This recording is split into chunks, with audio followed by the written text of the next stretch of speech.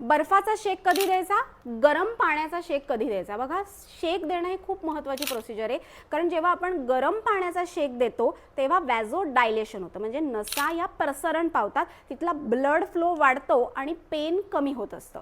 तर त्यामुळे जेव्हा मसल स्पाझम आहे किंवा तिथे तुम्हाला आपण म्हणतो आर्थरायटिस म्हणजे संधिवात आहे किंवा आपण म्हणतो मसल विकनेस आहे, तेव्हा तुम्ही तिथे गरम पाण्याच्या पिशवीचा शेक द्यायचा. किंवा तुम्हाला तुमच्या पोटाची वाढलेली चरबी कमी करायची आहे तरी सुद्धा पोटाला तुम्ही तेल लावून गरम पाण्याच्या पिशवीचा शेक देऊ शकता.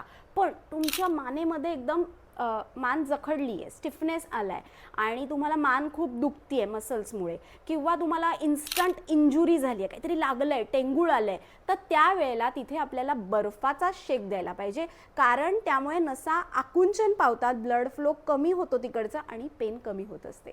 तर हे दोन्ही शेक आहे, त्याच्यामध्ये कधी कन्फ्यूज होऊ नका. आणि तुम्हाला काही अडचण असेल तर कमेंट्समध्ये तुम्ही आम्हाला प्रश्न करून विचारा की आत्ता आम्हाला हा त्रास आहे, ह्याच्यामध्ये आम्ही कोणता शेक घ्यायला पाहिजे.